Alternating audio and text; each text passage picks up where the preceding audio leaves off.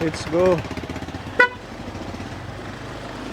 Good morning po mga kaponi. Kumusta kayo? Ayan, mission po tayo ngayon. Kasama ko si Veron at saka si Ate Ruby.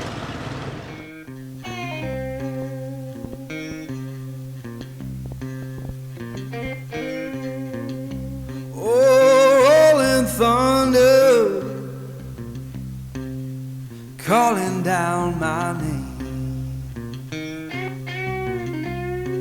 Why don't you hear me wonder? Ooh, ooh.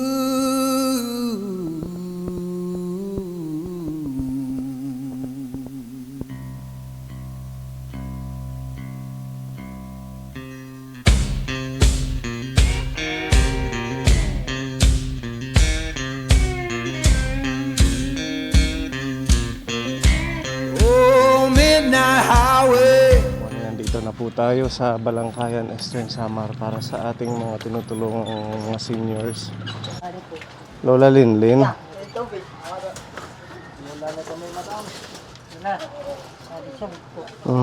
Papasok kami.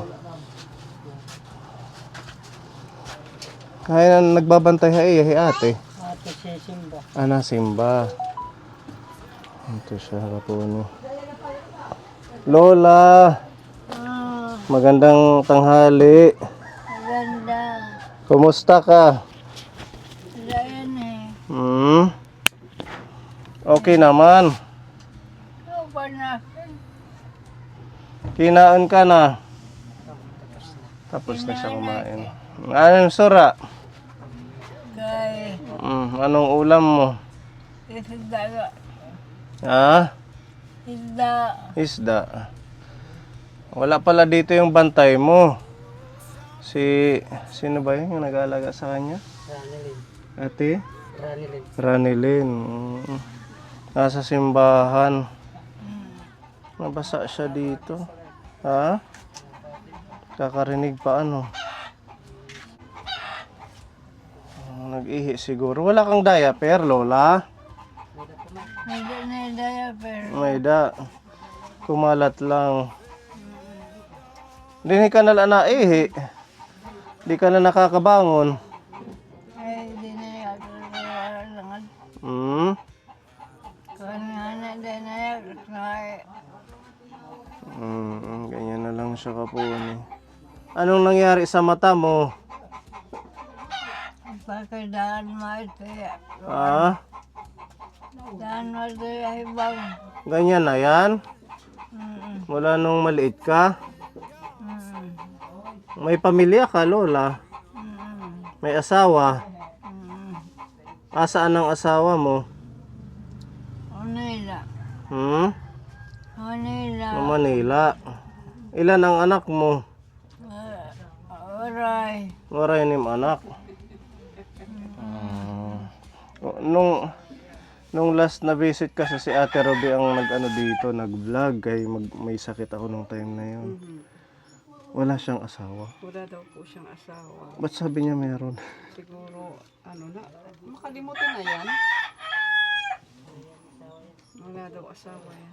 Asawa. Walang asawa pala. May trabaho siya noong kabataan niya sa Maynila. So, tumanda. Wala din anak siya. Wala rin. So ang nag-aalaga dito yung Ang pamangkin. si Ate Ranilin. Ganyan yung kalagayan. Asawa ni... Ano man, itim pagabat itim lawas yan Walang masakit. Aray. Awa ng Diyos, okay naman. Nakabaluktot na lang siya kaponi, tingnan nyo. Ganyan na lang po ang kanyang sitwasyon. Hindi ka na rin nakakatayo, Dili na. Hindi na. Wala na yung mata mo, hindi ka na nakakakita.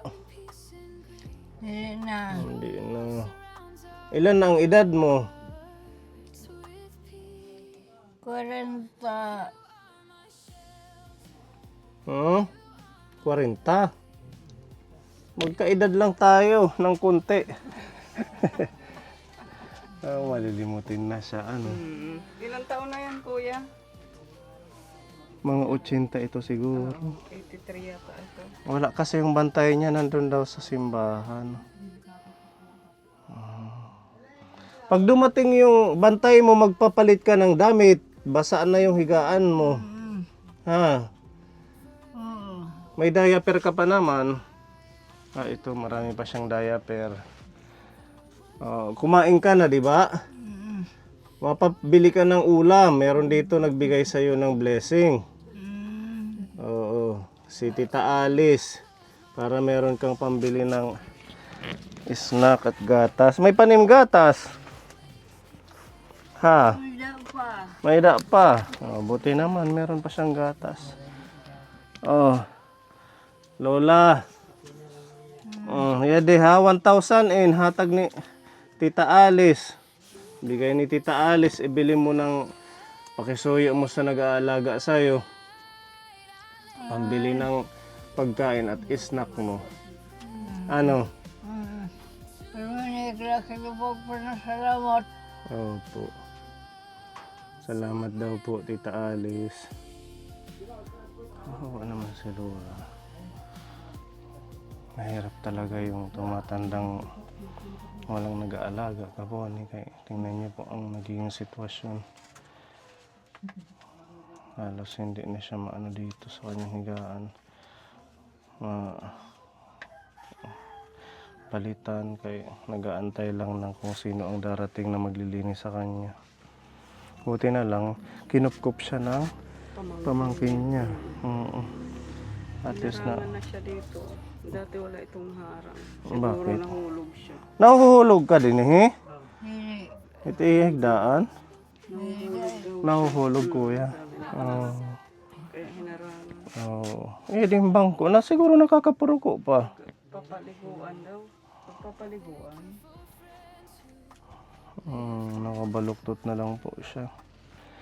Kairo, nalalagas ka po ni. Nakakaawa yung mga matatandang mag-isa. Sige ha, makadi na kami. God bless po. Babalikan ka na lang namin at saka sana maging malusog ka lang. You are my light. You guard my soul through every night. Good morning po. Nanay Ani. Hello, Tay.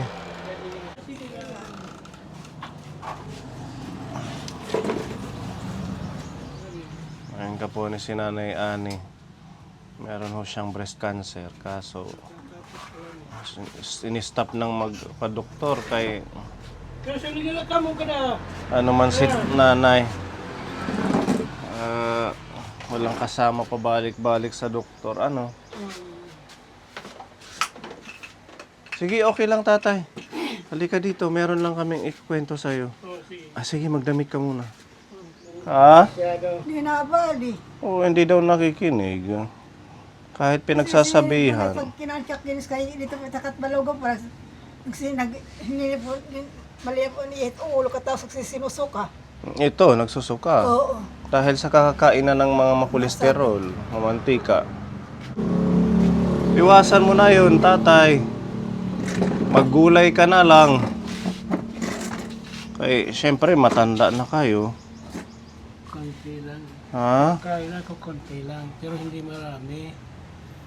Konti lang daw, nanay. Totoo ba yun? Minsan konti lang. Minsan madami. Minsan madami. Hindi.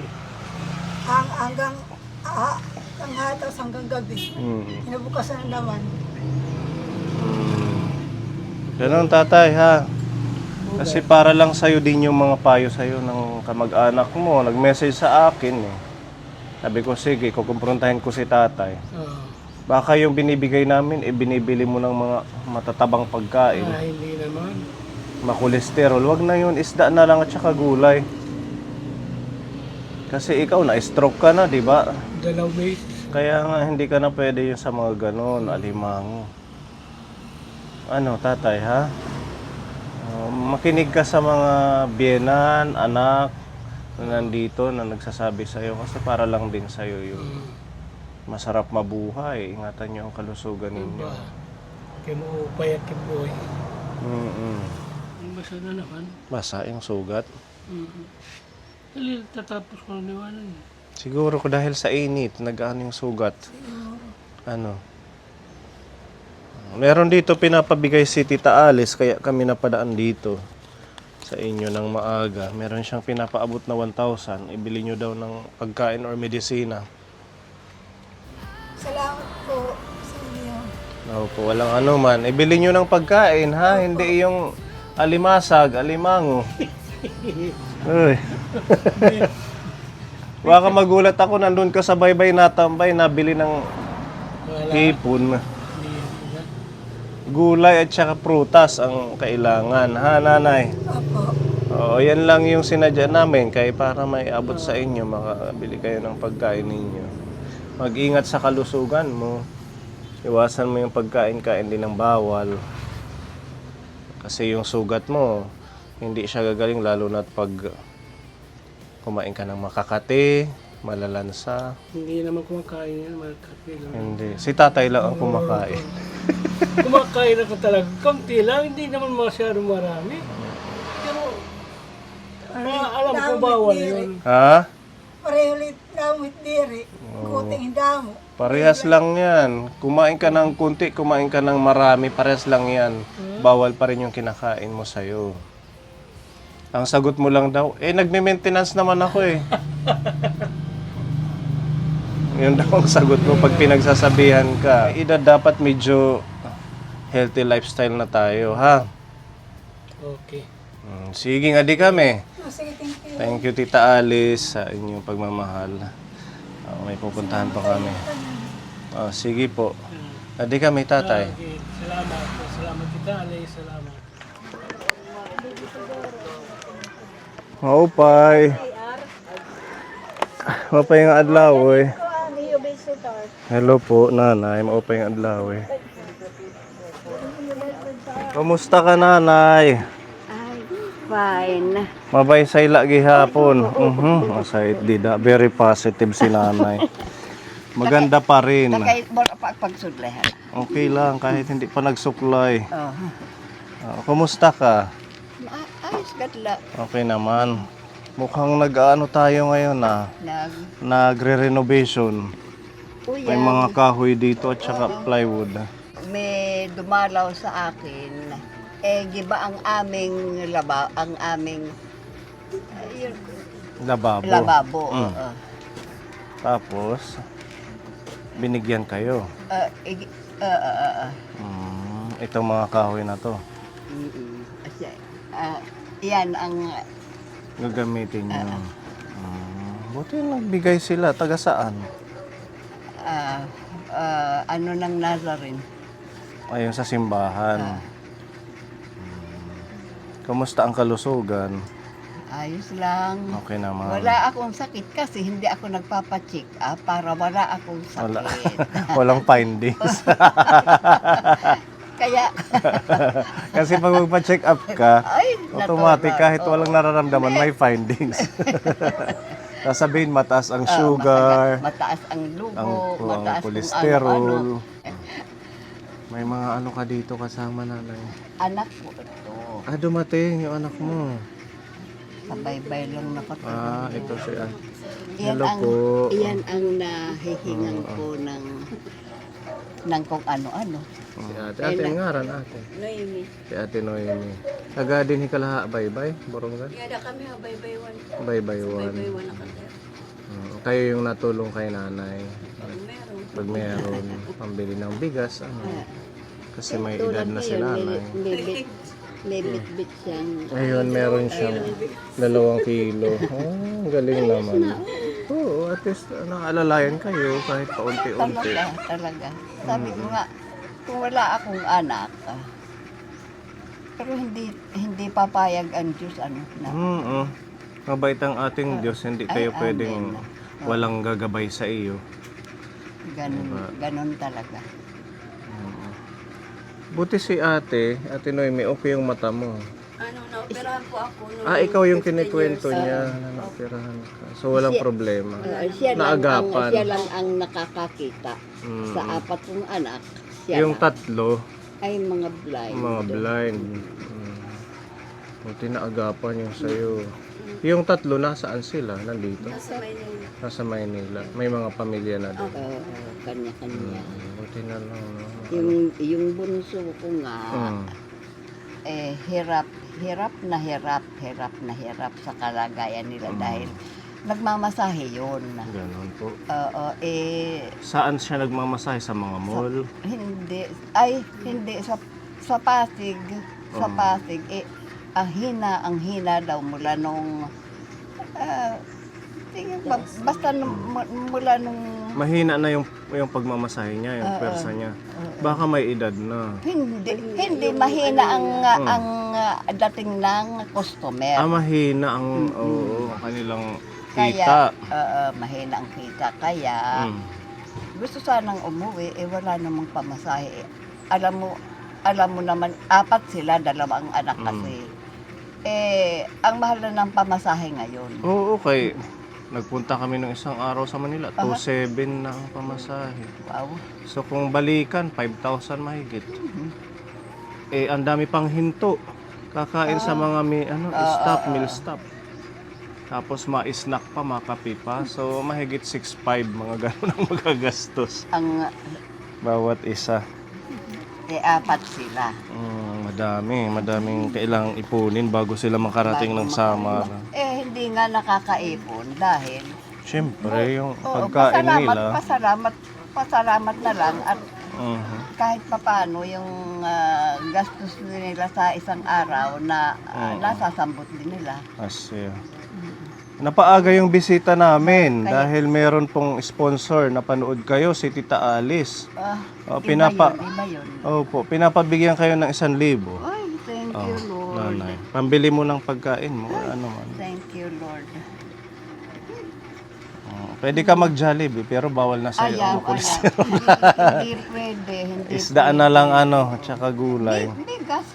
Sa bagay, bigas 10 kilo tsaka yung iba extra na lang.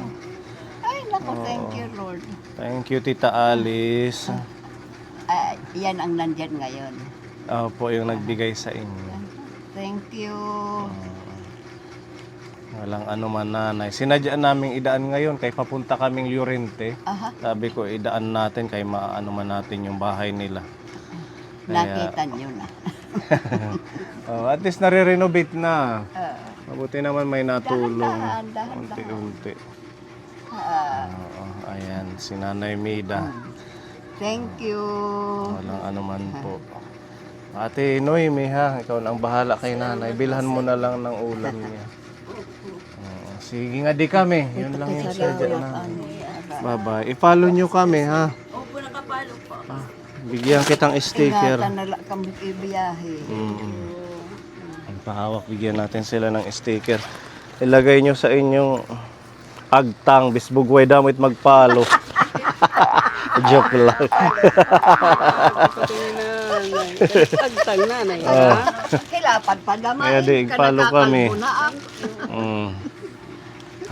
Thank you so much. Para madami pa tayong malingap na mga senior at kung sino pa man. Si Kuya nakapalo na to, di ba Kuya? May sticker ka na? Bigyan kita. Follow nyo kami. Pag dumami ang ating followers, babalikan ko kayo. Mag-ice cream tayo. Kaso kunti pa lang 67,000 pa lang. Kulang pa ng 30 plus. Para mag-100 na rin. Ayun pa si ate. Sana. Nasaan? Ay ate, hindi kayo mo na lang. Magpapa-ice cream ang inyong lingkod pag nag 100,000 followers tayo. Diba? Sige, nga di kami. Bye-bye. God bless. Wala sa mga paglaka. Oo, ngadto pa kami Llorente, harayo pa ang biyahe. Nga iyo kagulanan ispaso. Basta ano lang, Basta kaano na lang kami mauping ang mga panlawas. makaano tayo, makatulong pa. Sige, bye-bye po. Bye-bye mga ate. Thank you.